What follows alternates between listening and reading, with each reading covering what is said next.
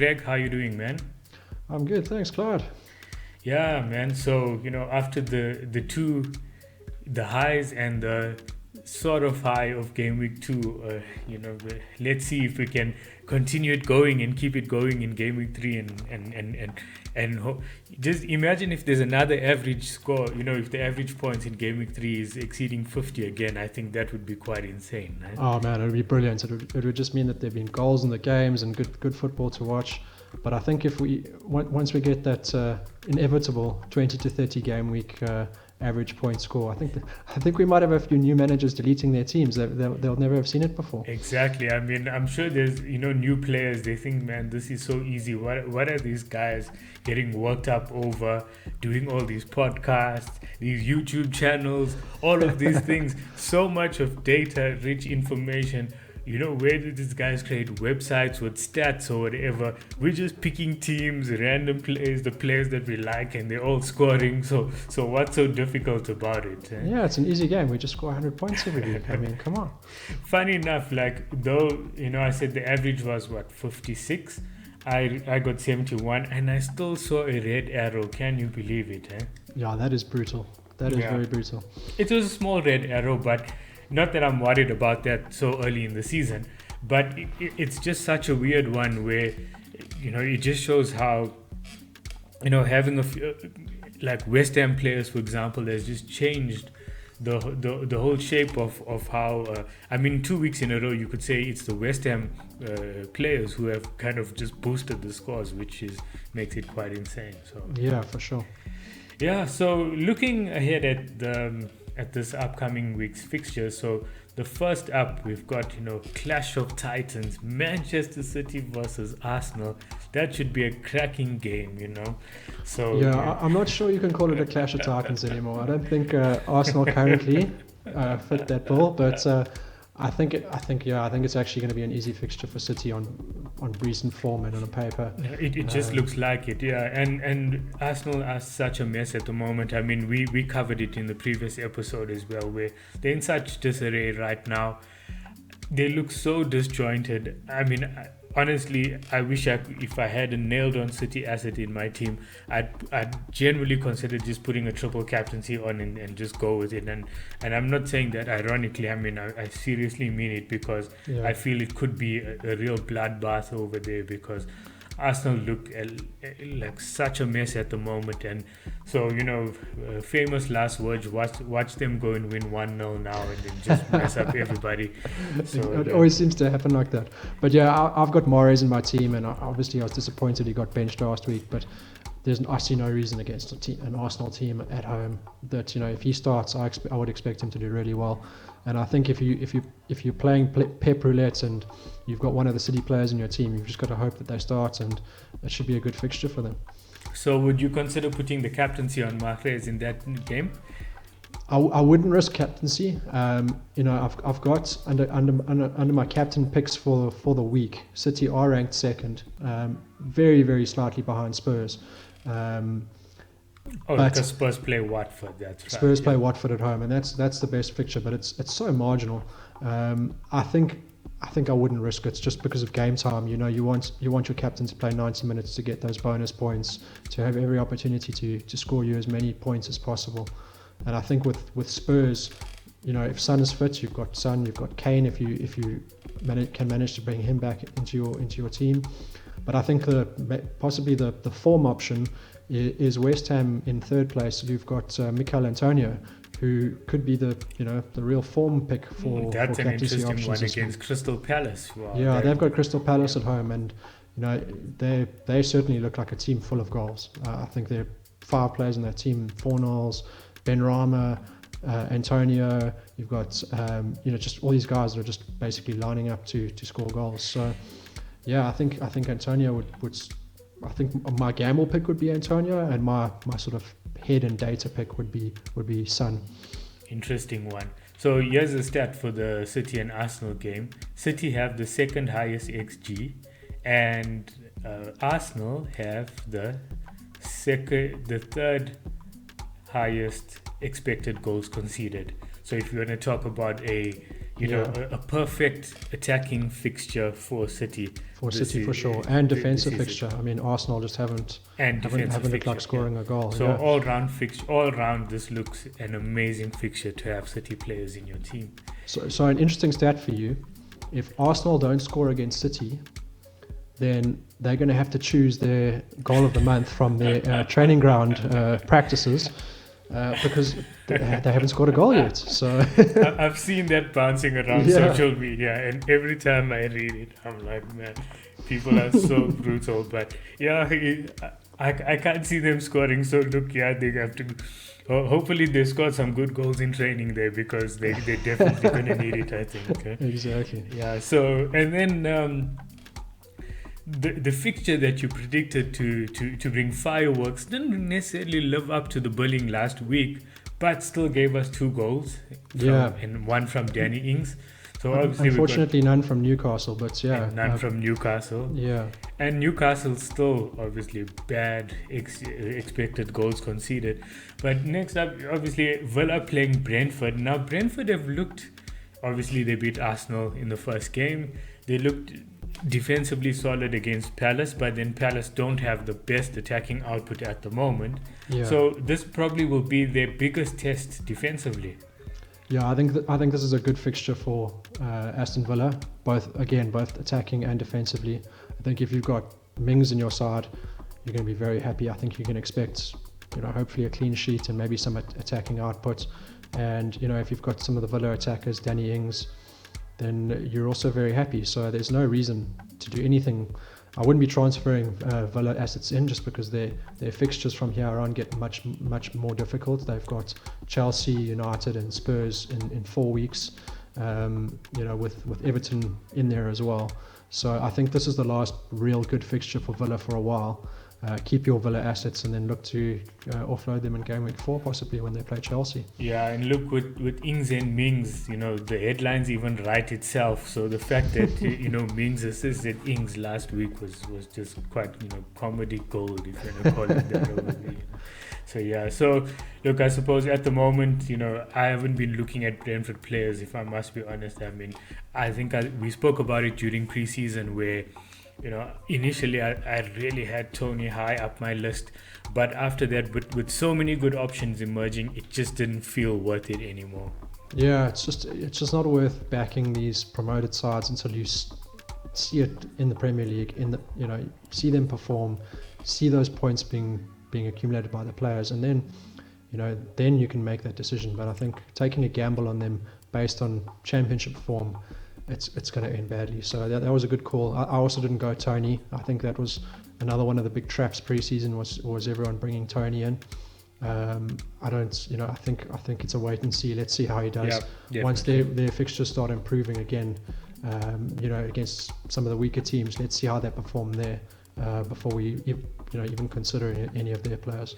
Yeah, no, sure, definitely. And I suppose, look, it could be famous last words. I said the same thing last season, and then Bamford went and scored a hat-trick against Villa, and then, and that was it, really. After that, he just didn't stop scoring. I still remember teasing my brother-in-law at the beginning of last season because he had Bamford in his team, and at a Briar, I think the whole family was literally teasing him. How can you put Bamford in? He's the most useless striker. How could you put this guy? And I mean, the guy was, I think, one of the top scoring forwards for the season. So you can get it so wrong, but you're not going to be making a mistake if you wait 4 or 5 game weeks, see that he's a proven asset, and then bring him in. Yeah, sure, definitely. And so next up is two teams that we've spoken about quite regularly on these podcasts, Brighton and Everton. Now, I'm interested in this game specifically because both teams have started off fairly well. With Everton, they've kind of exceeded expectations, at least for you and I specifically. We didn't expect much of them. Brighton are finally looking like they're serious about defying XG for a change. So, I don't know what to make of this fixture. I think it looks an interesting one on paper, but on the other hand, it could just become a no-no. So I think this is not going to be high scoring. I could be proven wrong, but I think on my model sort of suggests that for Brighton it's a an average attacking fixture. Everton attacking wise, it's obviously a bad fixture because Brighton's defence is so highly ranked.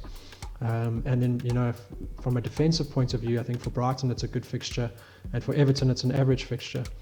So I think the likelihood of very few goals, I think it's going to, a lot of people own Calvert-Lewin, so it's going to be interesting to see if he can get through the Brighton defence. A lot of people have Brighton defenders, so it's one of those where, people are sort of hoping that if Everton do score, that it's Calvert-Lewin if they've got a mix of all of those in their side.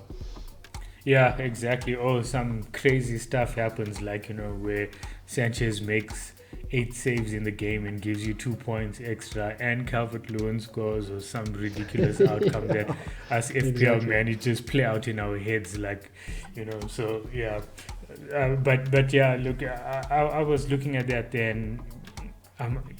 I feel like it's such a pity that I don't have Joel Feldman in my team, because he'll miss the game because of he's still isolating. But I would have liked to have him in this fixture, because I see, like you said, it's possibly low scoring, but at the same time, because of that over there, I have my players playing against difficult teams. So yeah, I think it's created a bit of a conundrum for me there at the moment. But yeah, I think it'll be a good game for a lot of people, even doubled up on Brighton defenders as well. So I think they might see some points over there. Yeah, exactly. It's going to be interesting to see what happens. I would back Brighton defensively. I think it's a good fixture for them. I think hopefully they get that clean sheet. Yeah. Now this next fixture should be. I don't want to jinx it, but they look so. Okay, Southampton were much more improved against Manchester United, but they Newcastle and Southampton still have one of the worst defenses in the league, but they're not scoring that much either. So could this be the game where could Newcastle be our entertainers this season? They didn't do it last week, but they did in the first week, and now against Southampton. I hope so, because I'm a Wilson owner, so I'm hoping that he shines through in this game, and St. Maximin just breaks some more ankles like he did in Gameweek 1. But it's interesting. Southampton, their defence is not looking great, but I thought Livramento, who's probably one of the better 4 million bench fodder options at the moment, he's in my team, and because of that, I was watching a little bit more closely when he was playing, and he actually looks like a decent player. So I think as a defence as a whole, you don't really want to be starting Southampton defenders, but as a 4 million bench fodder option, he doesn't look like a bad player. Definitely. And talking about 4 million bench fodder options, we spoke about Brighton and Everton, and I forgot to mention Shane Duffy. So it looks like he'll be playing long term, because is it Dan Burn? Dan Burn is injured at the moment, and he's looking to be out for like close to 2 months or something like that. And Duffy's come back from Norway. He was gone out on loan last season, and now he's back playing in there. So he could be an interesting but I think when Feldman's back, does he not go to the bench? I don't know, because if you look at it, it's almost like Duffy's partnering Dunk at centre half, and they've actually had Solly March and Pascal Gross play at left back over the 2 games, because because Lamptey is injured and Dan Burn is injured and Ben White is left. So they're a bit short there at the moment. So Duffy's come in to cover at centre half because Dan Burn is injured, and because there's no left backs, because Feldman is isolating at the moment, you have had midfielders playing there. Yeah, look, I haven't looked at the lineups in depth, but I have a feeling that Feldman back could cause some issues there for Duffy. But if he does continue to start, as long as if Dan Burn's out for ages, then 4 million.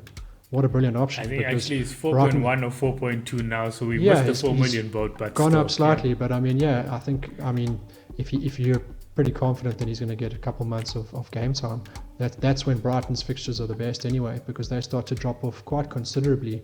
I think from around Gameweek 6. So yeah, if he's nailed on, then that's for sure a great option. Now here's something, and we obviously we will get to Liverpool in a moment, but Tsimikas is now 4.2. So for us who have him since day one, and can sell him, offload him for 4.1, would you consider pulling the trigger so you can bank the 0.1? I wouldn't. I would only do it when you need to. So the thing about, if you let's say you came into game week 3 and you've got 2 transfers in the bank, and there are no real changes that you need to make to your team, and you're going to lose a transfer because you can only carry a maximum of 2 transfers. Yeah. That's ideally when you want to do the Tsimikas to someone else move to bank that gain, because people were still buying Tsimikas this week, and I mean that's just FPL for you. It just shows you how badly informed the general public are, because sure. people are he rose in price because people are all bringing him in because they see he got 11 points, and then he won't play this he's weekend. He's not going to play this weekend, or it's very unlikely that he plays. So, and that's when the plummet happens. So if you can afford to get him out and not waste the transfer doing it, then for sure it's a good option. Otherwise, bank that transfer, and when you need to do it, you can track the price rises and price falls. And if you want to bank that gain, awesome, you can do it later on. For me, if he goes back down to 4 million, as long as I don't lose money on him, he was a great 2-week option. So sure. I agree with you there, and that's why I put the question out there, because I imagine that's what a lot of people, especially more casual FPL players, will be thinking. Okay, you know what, he's got a price rise now, let's get him out. But when I'm making transfers, I want to bring in a player who I'm fairly confident he's going to go into my team and actually play. If I'm going to bring in a 4 million defender who's not going to start a game, or who's just going to get me 1 or 2 points, then I just don't feel the need. And like you say, okay, well, I already told you I used one of my free transfers and I brought in Dyer.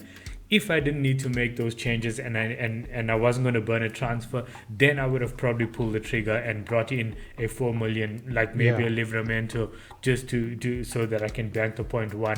But I don't think it's a must, and I think a lot of people are still making the mistake of being fixated on team value and chasing all the rises. And I had a mate of mine who brought in a Brentford defender after game week 1 because he thought their price was going to rise, and that was his sole reason, just for team value. And those days in FPL are gone. Like, the price rises and price falls are a lot more muted, and I don't think you need to pay as much attention to it. There were 5 seasons ago, there was a season where it was absolutely ridiculous. Players were going up 0.3 every single week, like multiple players. I mean, some guys even had a strategy of taking the wild card over the international break, so that for those 2 weeks they could literally get 11 people to gain in value enough that during their wild card they could make an extra 1.1 million, or even more if there were more players out of their 15 player squad. That's just not happening anymore. It's very rare that we even see a 0.2 rise in a week, and that's like if a player really is like in form and getting transferred in. So I think worry less about team value. You can be a bit defensive on the team drops, and usually it sort of coincides with a team that's out of form anyway. So in my case, it's Ben White. I don't want to see a price drop. I don't trust the Arsenal defence. It's a combination of all of those things that are making me want to get rid of him, even though I don't want to make a defensive transfer. And ultimately, it's about points on the board, really. But I'll give you a good example. Raul Jimenez from Wolves. I had to bring him in last week just for my team planning because Watkins wasn't going to play. I wanted to bring him in game week 4, but now he's potentially going to drop in price. But he's a player that I'm looking to have for possibly 10 weeks plus. Any craziness that happens, because the Wolves fixtures are just so great. So if he drops in price, I'm not going to transfer him out before that happens and then look to transfer him back in later on or twist to a different player. He's part of my plan. I'm quite happy to take that. Well, I'm not happy, but I'm going to keep him in and take that hit in price, hoping that over the next 10 weeks he can show his value and get that price back. Yeah, exactly. And I think it goes back to what we were talking about of having a plan over 3, 4, 5, 6 game weeks. When you're bringing in a player, you know that you want to keep him, so just because his price is dropping, you're not going to say, okay, you know what, now knee-jerk, get him out of the team or whatever, because the likelihood is that he can drop to 7.4, he'll end up banging for 3 weeks in a row, whatever it is, and then you'll end up getting a price increase out of him anyway. So exactly. It's kind of, before you know it, he'll be at 7.7, you know. So I think you can be defensive with guys that maybe were wrong options, or you know that the teams just aren't showing the form that you'd hoped. But I wouldn't be. I'd say the key thing is don't chase those price rises. Bring a player into your team if it makes sense fixture wise, if it makes sense for your squad balance, and don't pay too much. You know, maybe time those transfers during the week to make sure you don't miss out. You know, if you know you're bringing a player in, try and bring them in before they rise in price. Obviously, that's just common sense. But, don't chase it for players that don't really add any value to your team. Yeah, exactly, and which is why I pulled the trigger early, because you know if Ben White dropped in price, I would have been priced out of Eric Dyer. That was just simple fact, you know. And exactly, I was stressing about the same thing like yesterday as well. And luckily, I'm a late night owl, and they quite late in the evening they changed his flag, which actually it made it a lot more difficult for him to drop in price. I think it was either last night or the night before, and then so I just thought, okay, well, I've got more time now before he does drop. Let me see if I can just wait for some more team news. Watch the West Ham game, make sure that there are no injuries in the West Ham game, things like that. Where you make an early transfer, you start sweating. I made it just after the West Ham game because I'd watched the West Ham game. I didn't watch it. I just seen I was looking at the live scoring or whatever. And then after that, I was like, okay, fine. Everybody's come through clean from this year. Let me pull the trigger now and do it. In fact, that price change website, I think it's called FPL Statistics, which is quite amazing. It doesn't look very nice, but it's just so informative that I go back and use it all the time. And it were so many people trying to get onto it that the website was stalled. You couldn't get on. So well, there's another one as well. Fantasy Football Fix also does price rises and I've used them before. So I but it's just that I find the FPL Statistics ones just so lightweight to run at times. But either way, I said look, there's lots of places you can get the info, but just have it just especially for your squad, just to track what's going on. Exactly. Yeah, I think for in my case, I knew that I was always going to be at least one player short, so it didn't make sense to wait any long. I just pulled the trigger and got my signing done. And you've got that golden extra transfer sitting there as well. And I got that golden extra transfer that hopefully, and now I'll have to sweat over price rises during the during the international break, and hope that whichever players I want, I don't end up getting priced out of, because I don't want to have to make early transfers during the international break as well. Yeah, true. Yeah, so the next fixture, looking at it, is Norwich versus Leicester. So Leicester have been kind of like a wet blanket this season, very underwhelming. I just don't know what to make of them right now. They picked up a red card against West Ham, and then they still managed to score whatever. Against Wolves, they scored a goal. Never looked completely convincing. The numbers don't look great. They just look like a complete avoid at the moment. Yeah, I have to agree. I had Harvey Barnes in a lot of my drafts pre-season, and I do think he's a great player. But Leicester as a team they just seem a bit out of form. I think that's probably the best way to describe it. And I think they're carrying the hangover of missing out on top four again, possibly from last season. Yeah, that could be it. And again, I think Maddison's not the happiest of campers in the Leicester squad. So who knows? Who knows where all their heads are at? But I wouldn't be bringing in Leicester assets. I think from a defensive and attacking point of view, they're just an avoid at the moment. Let's wait and see what they do against Norwich. Hopefully they can, if you're a Harvey Barnes owner, I don't think you're going to be taking him out or Vardy owner, you're going to be taking them out with Norwich to come.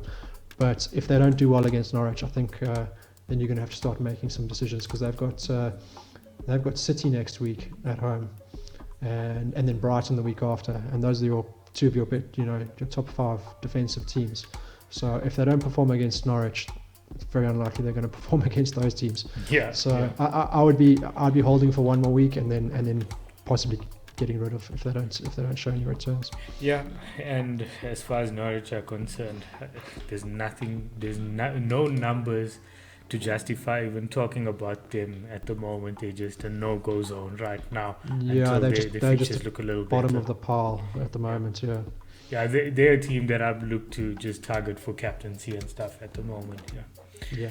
And then the team of the moment, West Ham. I've never been the greatest fan of West Ham for some reason. I don't know what it is about them that I don't particularly like, but I can't help but just enjoy watching them at the moment. So yeah, West Ham and Palace, they really are playing. They're playing fantastic football at the moment. And there's just so many options to choose from. That's what I like. Their midfield. I mean, Antonio is just a must-own at the moment. Ben Rama seems like he could be in that category too. And then you've still got a couple of other players that Fornals, Soufal, Cresswell. These are all great FPL options at the moment. Yeah, definitely. And I mean, we spoke about it during preseason and we said, okay, maybe the defense is a bit of an avoid, which so far has proven to be true. But I must say, West Ham as a unit, last season when did Moyes go back to West Ham? It was towards the end of the previous season, and he kind of steadied them. And when we looked at how well they played last season, we thought, okay, you know what, this is they look good, and now they seem to carry on this season, and they really look a great prospect as well. Yeah, I think let's expect more goals hopefully from West Ham. Yeah, and then we briefly touched on Crystal Palace in the previous episode as well. They're looking a bit more tight defensively, but I suppose this is going to be their biggest challenge. Well, okay, to be fair, they played Chelsea first up, which I forgot about. It could be a bigger challenge the way Antonio is firing them in at the moment. Yeah, that's true as well. Yeah, but I think let's see how they go. I think they'll struggle against West Ham to keep a clean sheet. And looking at West Ham, they've got an XG of, let's have a look over here, 5.26, and they've scored 8 goals. So just that alone tells you that that's such a it's the highest XG, even higher than Man City at the moment, who scored 5 in one game. Yeah. And they're creating great chances as well, which means that this could be quite and so captaincy punt in that game. Would you consider it? Yeah, I think Antonio for sure is a good captain punt this week. I think if you're not going for Kane or Son, then I think Antonio would be the next guy on my list. I wouldn't be, Salah's your guy that you can captain in every single week, but he's playing against the best defense in the that would league. Be unnecessary at this moment. To go that way. I'm not saying Salah's not going to score, but I think the ceiling's low. The best EV move is for sure going a Spurs player or Antonio for West Ham. Yeah, and it's quite ironic you mentioned Kane, because whether he's playing for City or for Spurs, it's still a good captaincy option. So yeah exactly. Yeah. So okay, and then the fixture of the weekend, I suppose, the two unbeaten teams looking brilliant at the moment. Both haven't conceded. Liverpool versus Chelsea. So I agree with you over there, though.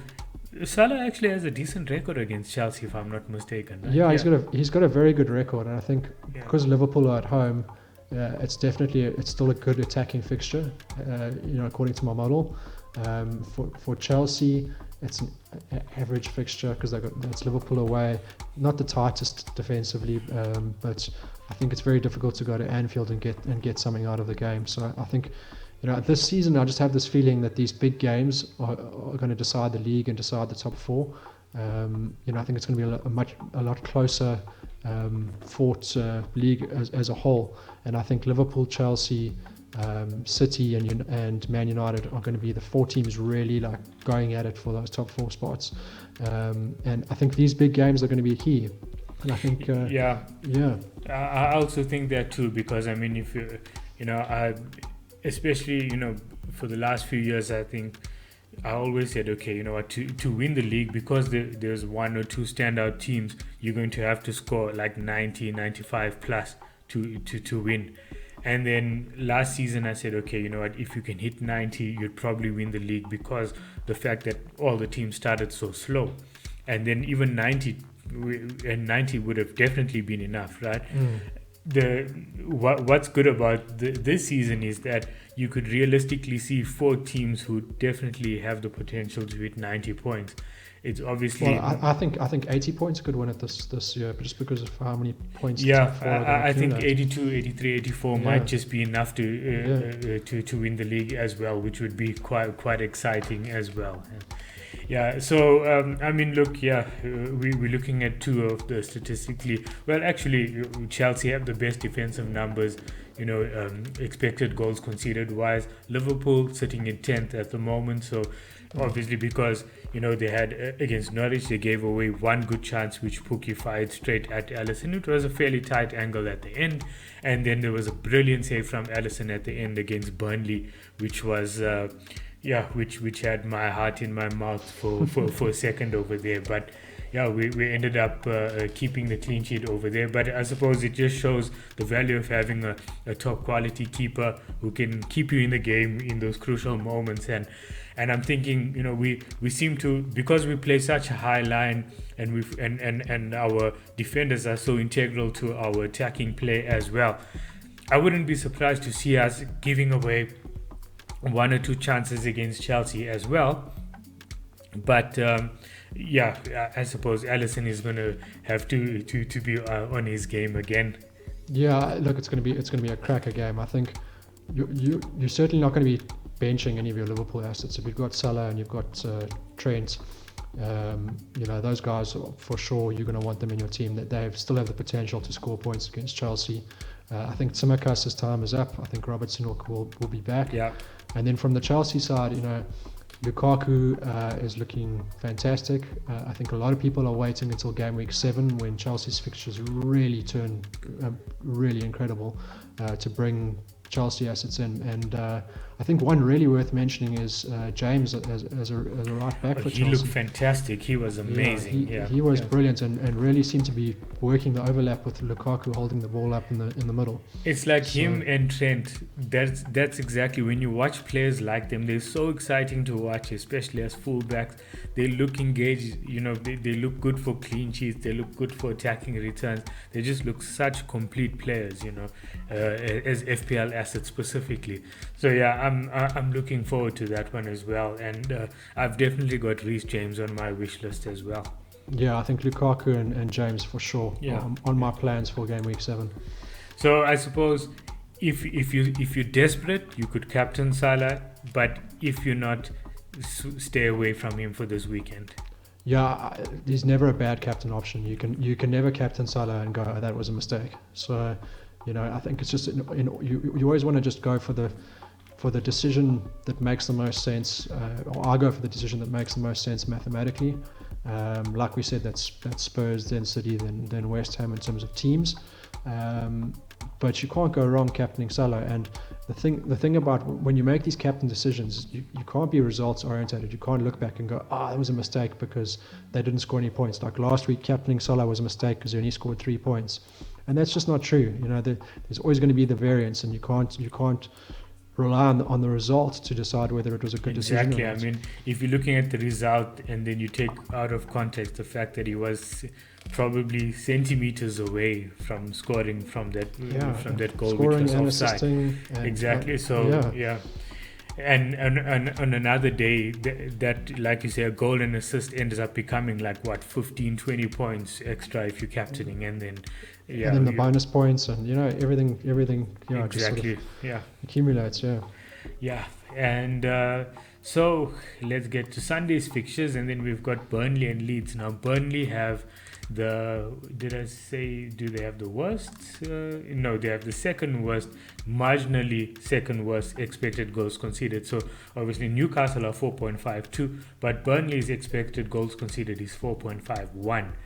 and they've conceded exactly 4 goals. So they're conceding on par with their expected goals conceded.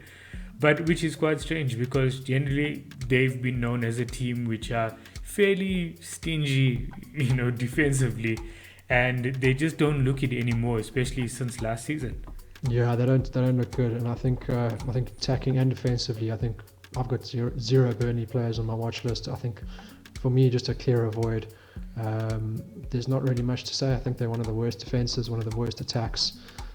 You just got so many other options at the moment. Yeah, exactly. And but Leeds, however, so they're on brand this season. And wild results all over the place. But they let's see, they look to be they 7th on the list for expected goals conceded. Obviously, largely inflicted by. Actually, the expected goals conceded was actually lower against Manchester United compared to Everton. Everton had a higher XG against them, which is quite crazy. Fascinating. Yeah. And it just shows fine margins. But the numbers show that they've conceded 7 times. Again, I suppose we take it with a pinch of salt at the moment because it's only 2 games. And they looked okay attacking wise as well. They didn't look amazing. Yeah. I thought, Leeds have obviously Burnley this week, and then they've got Liverpool in Gameweek 4, and then after that their fixtures get really good. Yeah. So if you've got a Rafinha or a Bamford, they're not going anywhere. Their fixtures are going to be so good from Gameweek 5, and a fixture against Burnley is another great one. So I would be targeting those 2 guys. I think Rafinha and Bamford. Target the attackers for now. Defenders, when those fixtures really start to look good, I think you could start looking at Ayling or Meslier in goals. I think those are 2 other options that are looking good. But let's see how the defense goes against Burnley. Hopefully they can start to tighten up on that side of it. Yeah, looking at Leeds XG numbers, they're sitting at 1.66 and they've scored 3 goals. So yeah, I think I suppose that's probably down to Rafinha's finish alone, which was so amazing. Yeah. I think I agree with you there in terms of just holding on to Leeds players. Like I mentioned already in a previous episode, where I brought in Rafinha, I saw that he has the difficult fixture against Manchester United, but then he's got Everton, which was a middling fixture, and then he scored there, and then now there's Burnley, which is a good fixture, and so look, at 6.5 million, if I'm having a player returning like 2 out of 4 games, I'm okay with that. Yeah, that's brilliant, and I think Rafinha he's just such a good option at his price point. I think that's what makes him a better option over Bamford this season, is that Bamford's 8 million, and he's now competing in the price bracket similar with Antonio, Calvert-Lewin, Ings. He's got some stiff competition. So yeah. I think in terms of an out-and-out favourite for Leeds, I think Rafinha is for sure the option. Well, he's criminally underpriced. I think both him and maybe Luke Shaw, I could say, is probably in that underpriced bracket as well. So, I have to always ask this question. I'm probably going to ask it every single week when we do these preview shows, right? But if you're feeling extra spicy, extra hot sauce, and you want to go with a Leeds captaincy option against such a poor Burnley defense, do you think if you're pushed into a corner, is it worth it? I wouldn't do it personally. I just don't see it. I think let's have a look at the actual numbers. I mean, it's only an average attacking fixture. Burnley away is what the model spits out. So although Burnley's defence is not great, when you look at the numbers, it's not even close to the fixtures of West Ham, Spurs, City, Liverpool. There's so many options. Yeah. I would captain Salah every day of the week over a Leeds player. No, I get you there. Yeah, so not for me. No hot sauce on this one. And then the fixture that we definitely have our eyes on for captaincy now is what you've been speaking about, Spurs versus Watford. Now, as you know, I have Son in my team. You have Son in your team as well, right? Yes, I do, Yeah. So, is the captaincy armband going on Son if he's fit? That's the question. It's all, is he fit? And I think that's what my decision's going to come down to that. If Son's fit and he gets the all clear, then he's going to be my captain, no doubt about it. If he's not, then I think I'm going to go with Antonio. I think let's go with the form player. Yeah, but, it's really Antonio is a very good pick. Yeah, I must say. It's like, it's that typical, there's a terminology that's just slipped me now, but the psychology around it, where you think, okay, Antonio scored 2 games in a row, surely he can't score in a third game, so I won't captain him this week. Yeah, it's like on the roulette wheel when it comes black 7 times in a row, and then you go, okay, well, it has to be red this time, I'm going to put all my money on red, and then it comes black again. And the next 5 are black, and you know what, every single spin is 50%. And that's the thing that people have to realize is, even though I think in football, when you're in form, these players tend to do well every single week, and form is a beautiful thing. They always say form over fixtures even, and when it comes to attackers who are generally have an element of fixture proofness as well. Yeah, it's form over fixtures with attackers. Yeah, with attackers, you can just put these guys in, and I would love to be able to captain Son. I'm hoping that he's fit. That was the reason, one of the big reasons that I had him in my squad from the beginning, is because Gameweek 3 was always going to be tricky when it came to captaincy, and Spurs always looked like the best option for Gameweek 3. So let's hope he's fit, and then the decision's easy. Yeah, I must admit, like my strategy around captaincy is generally to rotate it around my premiums, which was generally like in previous seasons it'll be like a Salah, De Bruyne, or Sterling, whoever or Sadio Mane, or whoever it was who I had in my team.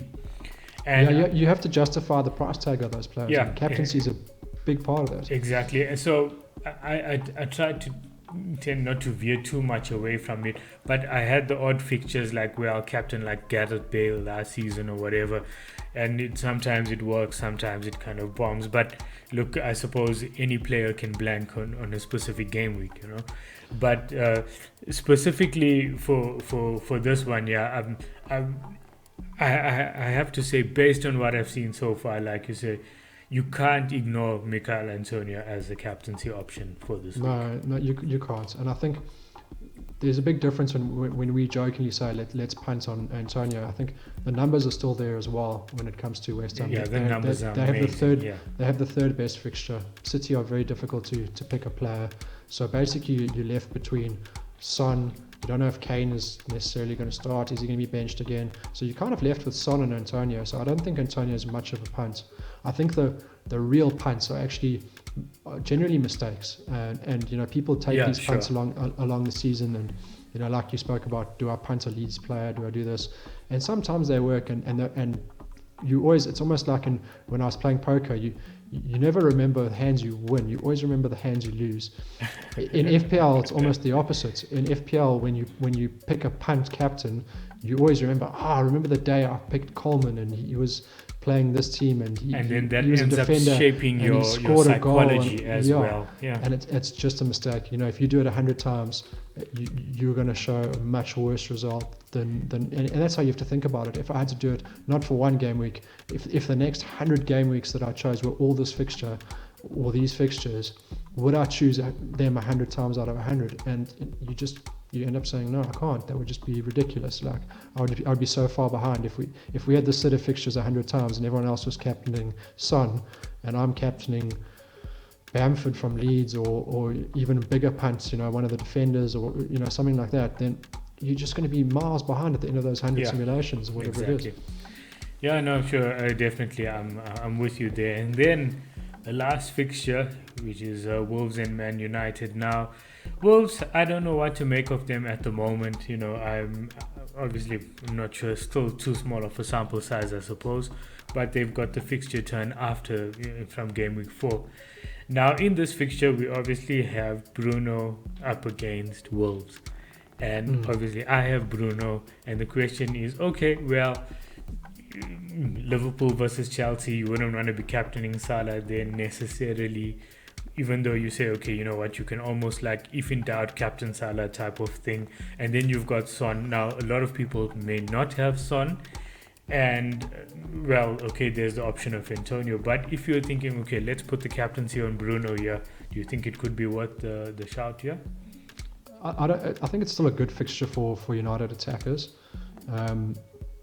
It's numbers wise, it's slightly below the Liverpool Chelsea fixture, interestingly enough. So I'd be going Salah over Fernandes, interestingly. So I think Bruno, if you're out of options and Bruno's sort of down the list of your options, he's still a good option. But I would be going Salah, San Antonio, possibly a City player, all ahead of Bruno this week. Yeah, I mean Greenwood and Bruno I think are going to score points, and hopefully it's Greenwood and not Bruno from a personal perspective. But yeah, it's a medium, sort of just above average fixture. Let's put it that way for United attackers, and it's a bad fixture obviously for Wolves in terms of attack and defence. I've got Raul Jimenez just because of his potential from Gameweek 4 onwards. So I'm kind of, and I've got Luke Shaw in defence. So I'm sort of, if Wolves score, let's hope. For me, I'm hoping it's Jimenez.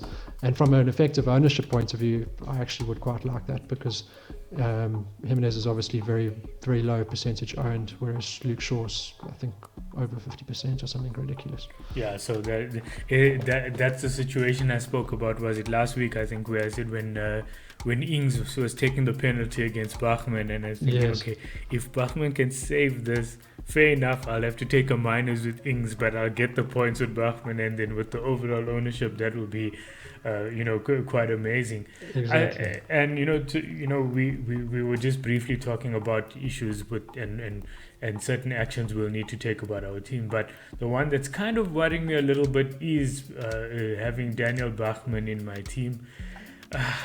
Sanchez felt like such a boring pick initially. Maybe I was just trying to be different over there, so I put Bachmann in. But yeah, look, I suppose he'll have better fixtures, and I'm just I was banking on him for the save points actually, and but they seem to just not do anything at the moment. So yeah, it's maybe one if I'm wildcarding or whatever. I might consider changing up there.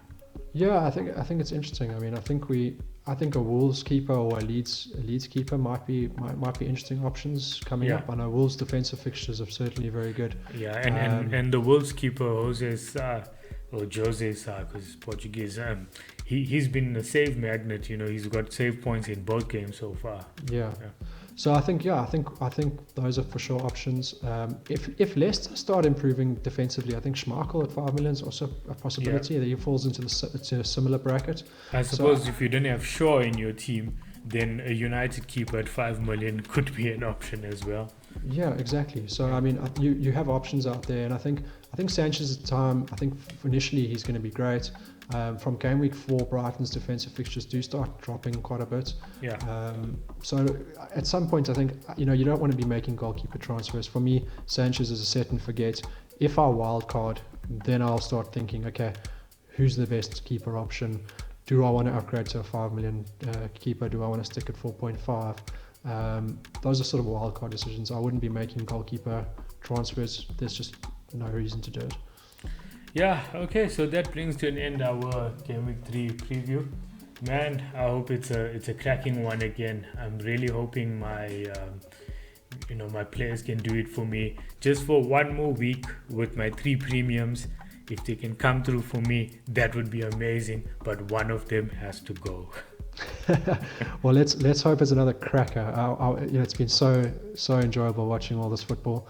Let's hope we have another cracker weekend of goals, and let's hope Bruno doesn't score. Or is that just me?